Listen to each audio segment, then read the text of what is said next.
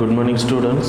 Today we will discuss the current affairs analysis dated 14 May 2020. These are the listed articles we are going to discuss. Let us start our discussion.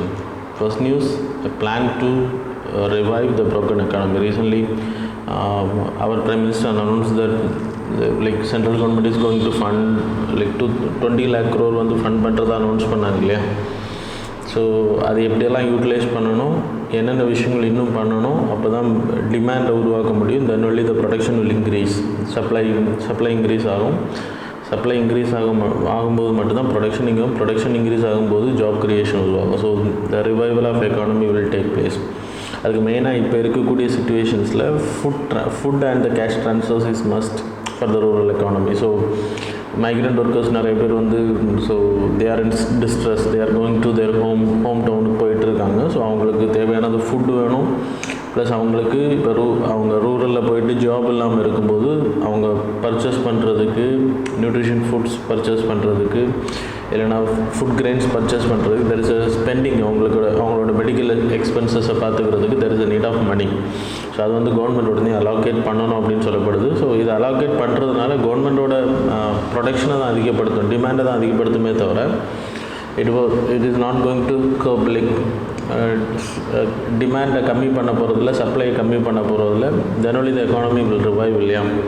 So அது வந்து government பண்ணணும் அப்படின்றது தான் இந்த recommendation. அது government வந்து இப்போது fiscal deficit target எல்லாம் ஸ்டாப் பண்ணி வச்சுட்டு they have to go for borrowing அப்படின்றது தான் இந்த ஆர்டிக்கிளோட ஃபஸ்ட் பேராகிராஃப் எக்ஸ்ப்ளனேஷன் சொல்லுது. ஸோ இப்போ இது எதனால் நம்ம பண்ண முடியும் அப்படின்னா, so we have the capacity to ஃபுட்டை பொறுத்த வரைக்கும் we having food corporation of India கிட்ட நம்ம 2 weeks back we studied food corporation of India. plenteous amount of food, million tons of food வந்து அங்கே ஃபுட் கிரெயின்ஸ் வந்து ஸ்டோரேஜில் இருக்குது. இப்போது ரேபி கிராப்ஸ் ப்ரொடக்ஷன்ஸ் அறுவடை முடியக்கூடிய time period. And then kharif graph production. So monsoon நல்லா இருக்குன்னு சொல்லியிருக்காங்க.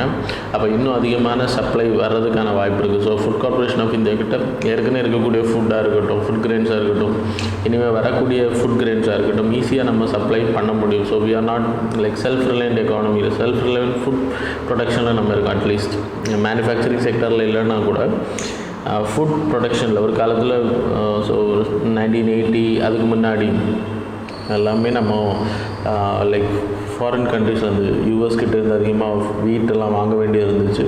அதனால தான் நிறைய ஸ்டார்வேஷன்ஸ் இருந்துச்சு, நிறைய ஹங்கர் டெத் இருந்துச்சு இந்தியாவை பொறுத்த வரைக்கும். இப்போது வென் க்ரீன் ரெவல்யூஷன் எப்போ அரைவ் ஆச்சோ அதுக்கு பிறகு ப்ரொடக்ஷன் வந்து சர்ப்ளஸ். அதே மாதிரி ஒயிட் ரெவல்யூஷனாக இருக்கட்டும், இந்தியாவோட ஃபுட் கெப்பாசிட்டியை நம்ம இன்றைக்கி செல்ஃப் ரிலையண்டாக மாற்றிருக்கோம். இன்னொரு கண்ட்ரியை சாராமல் நம்மளோட 138 crore பாப்புலேஷன் பீப்புளோட ஃபுட்டை நம்ம இன்றைக்கி சாட்டிஸ்ஃபை பண்ண முடியுதுன்னா it's a great achievement.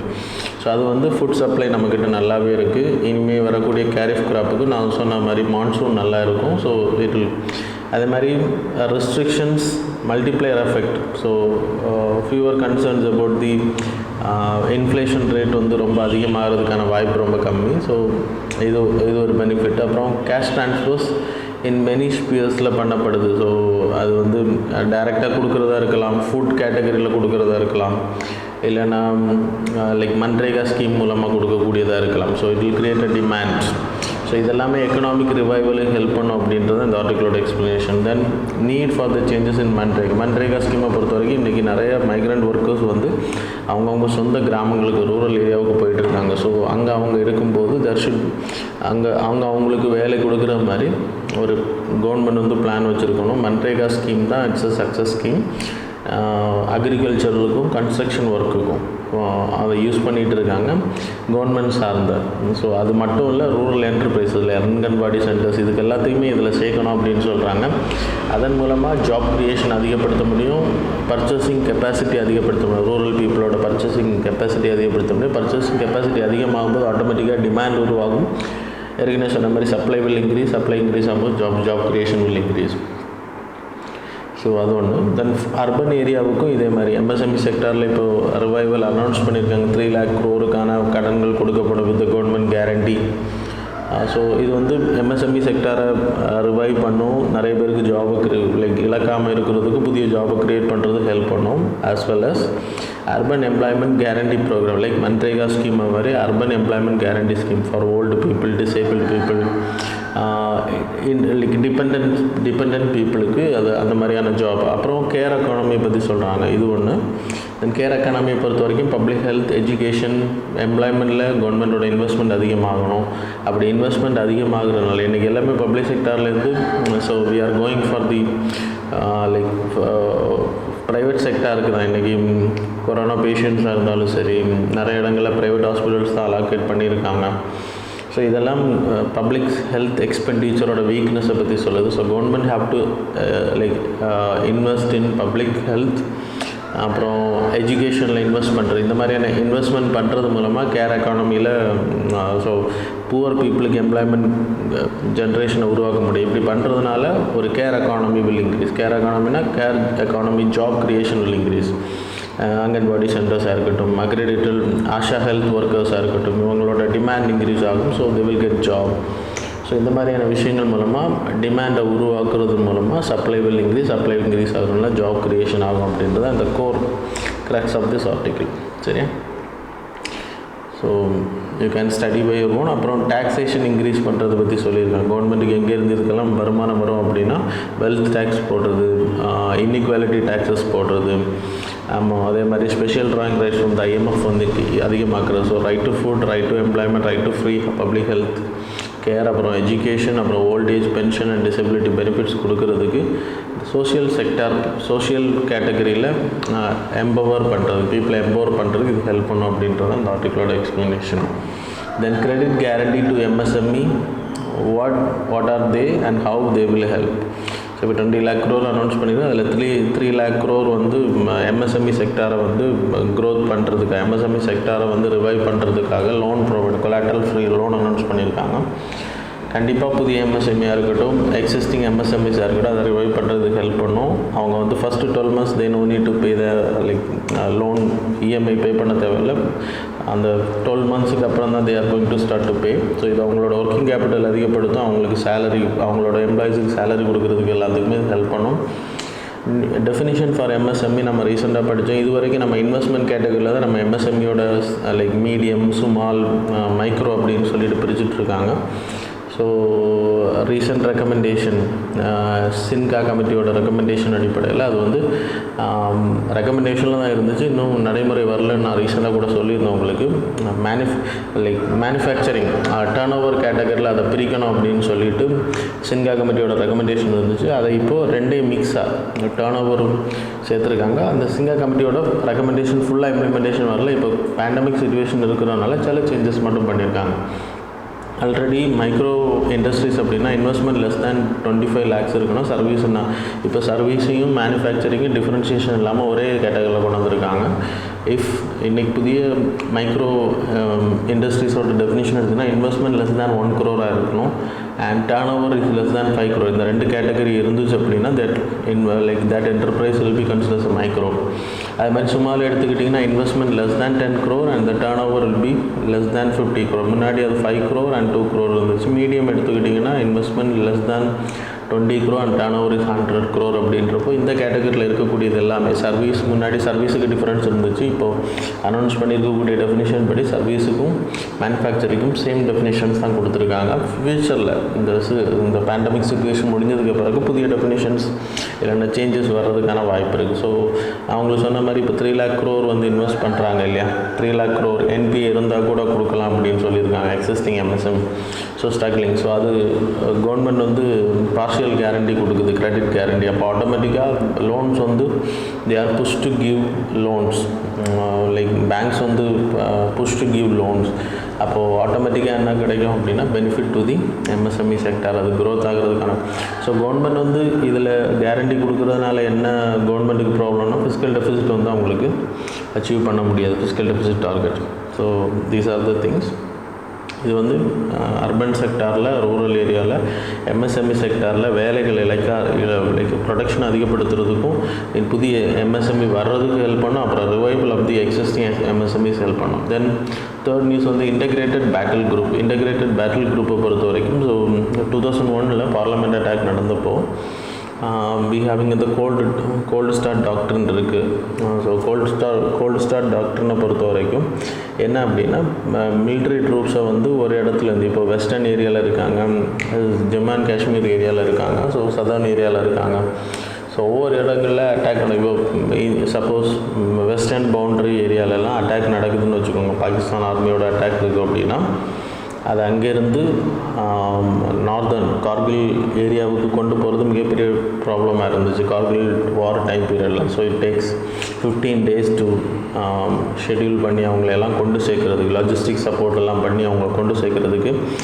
அதுக்குள்ளாடி Pakistan வந்து நிறைய இடங்களை பிடிச்சிட்டாங்க அப்படின்னு சொல்லப்படுது. ஸோ அதுக்காக கோல்டு ஸ்டார்ட் டாக்ட்ரின் அப்படின்னு சொல்லிட்டு ஒன்று உருவாக்கப்பட்டுச்சு. கோல்டு ஸ்டார்ட் டாக்ட்ரின் அப்படின்னா 2 to 3 days 4 daysல மிலிட்ரியை வந்து குறிப்பிட்ட ஏரியாவுக்கு கொண்டு போகிறதுக்கு, அதுக்கு அங்கே வந்து லைக் கண்டோன்மெண்ட் ஏரியாவை அனௌன்ஸ் பண்ணி அந்தந்த ஏரியாக்களில், இப்போ வெஸ்டர்ன் ஏரியா, நார்தர்ன் ஏரியா அந்த மாதிரி பிரித்து அவங்கள வந்து அலோகேட் பண்ணியிருப்பாங்க. இப்போது பிபின் ராவத் 2017 ஆர்மியோட ஜெனரலாக இருந்த பர்சன் வந்து இப்போ என்ன சொல்லியிருக்காங்கன்னா, இன்டகிரேட்டட் பேட்டில் குரூப்ஸ் ஒரு 9 இல்லைன்னா ஒரு 12 பேர் கொண்ட ஒரு பிரிகேட் தலைமையிலான ஒரு சிங்கிள் குரூப்ஸாக உருவாக்கணும். அதில் நிறைய குரூப்ஸ் உருவாக்கப்படணும். ஒவ்வொரு ஏரியாக்கள் அவங்களுக்கு லாஜிஸ்டிக்ஸ் வந்து லோவாக இருக்கணும். 12 to 48 hours அவங்க வந்து எந்த இடத்துல வார் நடக்குதோ, எந்த இடத்துல டிஃபென்ஸ் பண்ணணும், எந்த இடத்துல அஃபென்சிவ் ஒர்க் பண்ணணுமோ அந்த இடத்துல அவங்கள கொண்டு போகிறதுக்கு அது ஈஸியாக ஹெல்ப் பண்ணும். ஸோ அதுக்காக வந்து அப்படி ஒரு குரூப்பை உருவாக்கணும். அது வந்து த்ரெட், டெரெயின் அண்ட் டாஸ்க். அவங்களோட டாஸ்க் வந்து அஃபென்சிவாக இருக்கலாம், டிஃபென்சிவாக இருக்கலாம். டெரெயின்னா டெசர்ட் டெரெயின் இருக்குது, பிளைன் டெரெயின் இருக்குது, அதே மாதிரி மவுண்டன் டெரெயின் இருக்குது, சி அந்த லைக் க்ரீக் ஏரியா, சதுப்பு நிலக்காடுகள், அந்த டெரெயின் இருக்குது. ஸோ இந்த மாதிரியான டெரெயின். த்ரெட் அப்படின்னா நான் உங்களுக்கு சொன்ன டெரரிஸ்ட் த்ரெட் இருக்கலாம், ஆர்மி அட்டாக்ஸ் இருக்கலாம். இப்போ சைனாவை பொறுத்த வரைக்கும் there is no casualty, பெரிய அளவு கேஷுவாலிட்டிஸ், ஃபேஸ் ஆஃப் மட்டும்தான் இருக்கும், கேஷுவாலிட்டிஸ் இல்லை. நம்ம பாகிஸ்தானை பொறுத்த வரைக்கும் த்ரெட் இருக்குது, டெரரிஸ்ட் த்ரெட் இருக்குது, ஆர்மி த்ரெட் இருக்குது பாகிஸ்தான் பார்டரை பொறுத்த வரைக்கும். ஸோ அதே மாதிரி கடல் ஏரியாக்கள்லேருந்து டெரரிஸ்ட் த்ரெட்ஸ் இருக்குது. ஸோ அந்தந்த ஏரியாவுக்கு ஏற்ற மாதிரி அவங்க வந்து ஆர்ம் அவுட் பண்ணியிருப்பாங்க. டேங்கர் ஃபெசிலிட்டிஸ், ஃபைட்டர் ஃபெசிலிட்டிஸ் அவங்கள்ட்ட இருக்கும், அன்மேன்ட் ஏரியல் வெஹிக்கிள்ஸ் இருக்கும், ஆர்ட்டிலரி கன்ஸ் இருக்கும். அது ஒவ்வொரு ஏரியாவுக்கு தகுந்த மாதிரி 6 battalions of infantry and armored artillery is commanded by a major general or brigadier தலைமையில் அது இருக்கும். அப்படி நிறைய குரூப்ஸ் உருவாக்கப்பட்டாங்க. இது வந்து ஈஸியாக அவங்கள என்ன பண்ணோம் அப்படின்னா, அந்த பீப்புளை வந்து தேவையான லொக்கேஷனில் அலோகேட் பண்ணுறதுக்கு ஹெல்ப் பண்ணும். இது வந்து ஸ்ட்ரக்சர், பிரிகேடோட ஸ்ட்ரக்சரை குறைக்கிறாங்க, எஃபிஷியன்சி அதிகப்படுத்தும், பட்ஜெட் ஸ்பெண்டிங்கை வந்து ப்ராப்பராக ரேஷனலைஸ் பண்ணுறது ஹெல்ப் பண்ணும். That's all about this news. Then direct seeding of rice. இப்போது எல்லாருக்குமே தெரிஞ்சது தான் பேடி க்ராப்பை பொறுத்த வரைக்கும். இப்போது தமிழ்நாடை பொறுத்த வரைக்கும் பேடி க்ராப் கல்டிவேஷன் அதிகம், தஞ்சாவூர் பேசினை பொறுத்த வரைக்கும். ஸோ இப்போ பஞ்சாப் ஏரியாக்கள் எல்லாம் நீங்கள் எடுத்தீங்கன்னா டைரக்ட் சீடிங் ரைஸ் வந்து ப்ராக்டிஸ் பண்ணிகிட்டு இருக்காங்க. அது டைரக்ட் சீடிங்னா என்ன அப்படின்னா, இப்போது நம்ம ஒரு நாற்று நடுறது தான். இப்போ பேடி கிராப் நட்டுறதுக்கு முன்னாடி ஒரு இடத்துல விதைச்சி ஒரு இடத்துல அது என்ன பண்ணுவாங்க அப்படின்னா க்ரோ பண்ண வைப்பாங்க. இப்போ நார்த்துலலாம் என்ன பண்ணுவாங்கன்னா நர்சரிஸ், நம்ம பிளான்ட்லாம் வளர வைக்கிறாங்களே சீட் போட்டு, அதே மாதிரி நர்சரிஸ் இருக்கும், அங்கே போய் அந்த நாற்றுகளை வாங்கிட்டு போயிட்டு நடுவாங்க. இப்போது அது வந்து it will take 25 to 35 days. அப்புறம் அதுக்கு அதிகமான செலவுகள் இருக்குது, லேபர், அப்புறம் அதுக்கு அதிகமான எக்ஸ்பெண்டிச்சர் இருக்குது. ஸோ ஸ்பெண்ட் பண்ண வேண்டிய தேவை இருக்குது. இப்போ என்ன பண்ணுறாங்கன்னா சீட்ஸை டைரெக்டாக வாங்கிட்டு போயிட்டு டிராக்டர்ஸ் மூலமாக வந்து டைரெக்டாக அந்த நிலத்தில் விழுறது. டைரெக்டாக நிலத்தில் விழும்போது தண்ணி வந்து ஆல்ரெடி அங்கே இருக்கும். ஸோ தண்ணி அங்கே அதிகமாக இருக்கிறதுனால வீட்ஸ் வந்து அதிகமாக வளர்கிறத வந்து தடுக்கும், களைகள் வளர்கிறது அதிகமாக தடுக்கும். ஏன்னா களைகளுக்கு ஆக்சிஜன் அங்கே இருக்காது. ஆனால் பேடியை பொறுத்த வரைக்கும் it will have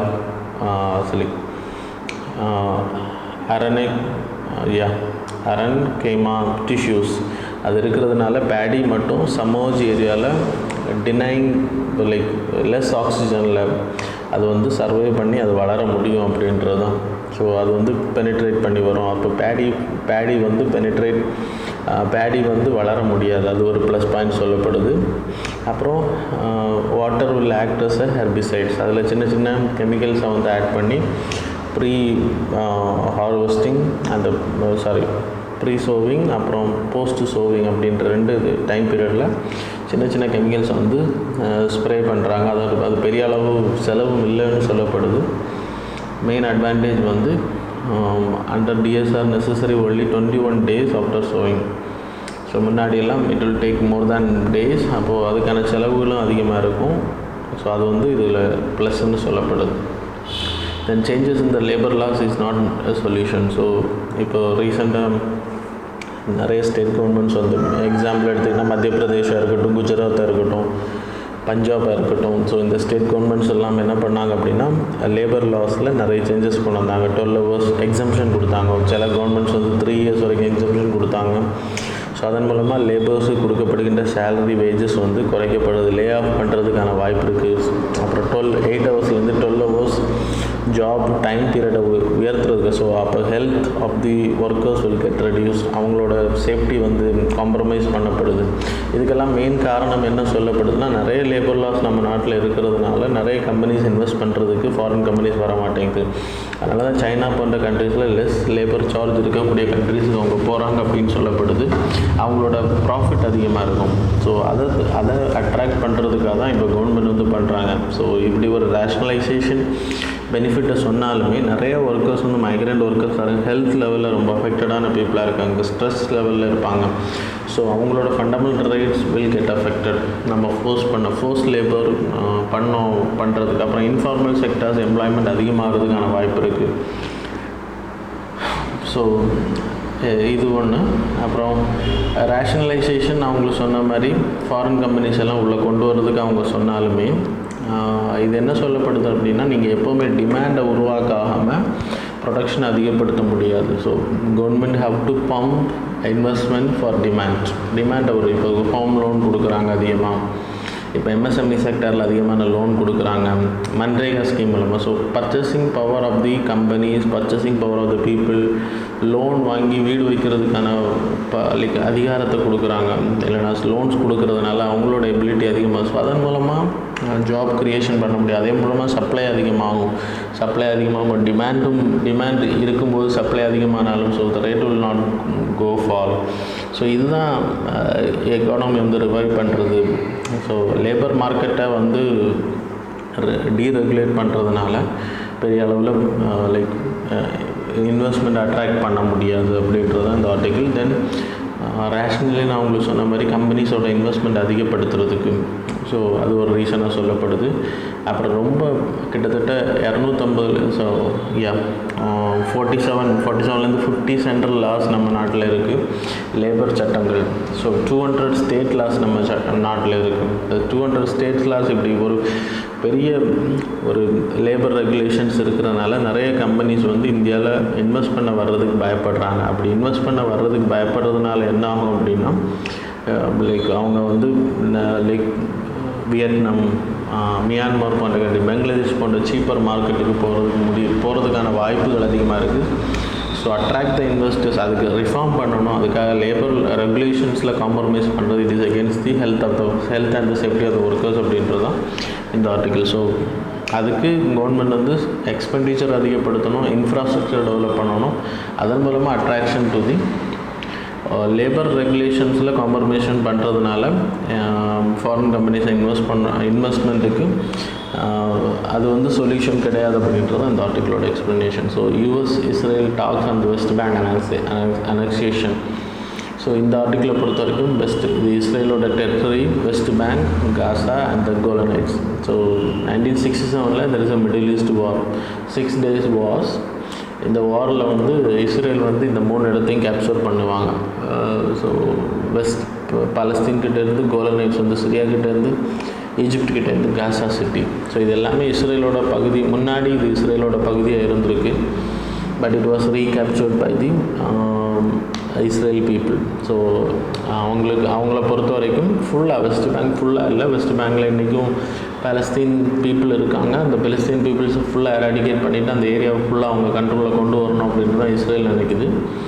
but it was against international norms அப்படின்றது. ஸோ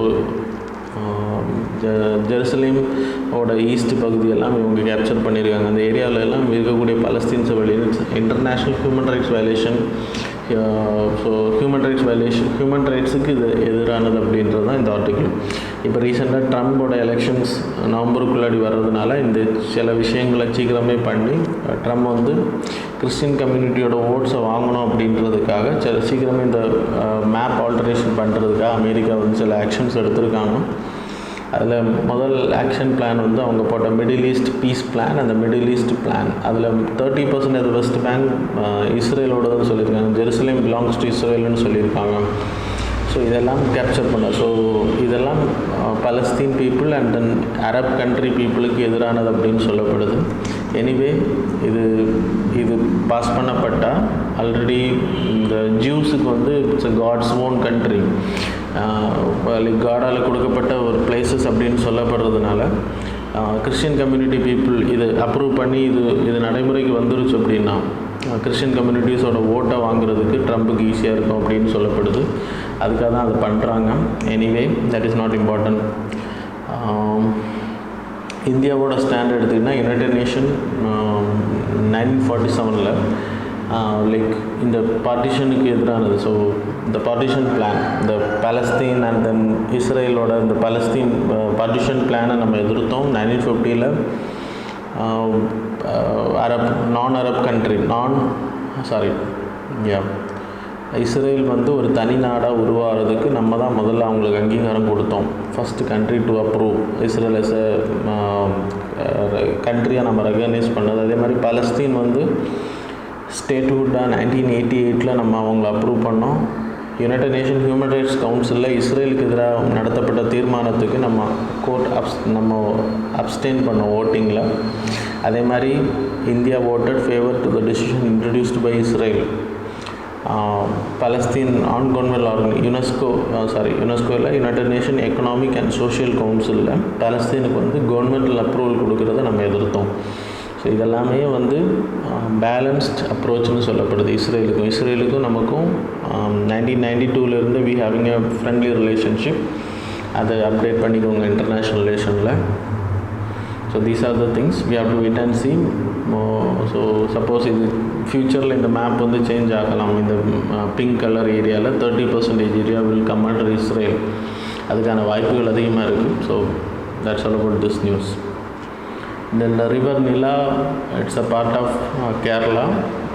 இது ஏன் வந்துருச்சு அப்படின்னா, இப்போ ரீசெண்டாக நான் உங்களுக்கு சரிஸ்கா நேஷ்னல் பார்க்கை பற்றி சொல்லியிருந்தேன் ராஜஸ்தானில். அது வந்து வெபினாரில் தேக்கோ அப்னா தேஷ் வெபினார் சீரீஸில் to promote N area.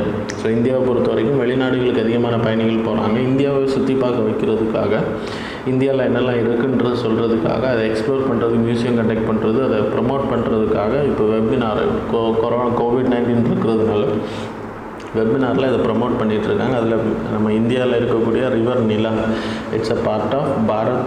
So it was known as Bharathapuzha பொன்னணின்னு பேர். இது தமிழ்நாடு கேரளா பார்டர் வழியாக அப்புறம் பாலக்காடு கேப் வழியாக அரேபியன் சீயில் போய் சேருது. It's a very important. எல்லாருக்குமே தெரியும் மலம்புழா டேம். ஸோ எர்ணாகுளம் கொச்சி போனவங்களுக்கு தெரியும் மலம்புழா டேம். அந்த மலம்புழா டேம் வந்து இந்த பாரத் புலா இல்லைனா ரிவர் நிலாவில் அக்ராஸ் தான் இது கட்டப்பட்டிருக்கு. ஸோ திருமூர்த்தி ஆனைமலை ஹில்ஸில் தான் இது ஒரிஜினேட் ஆகுது. சரியா?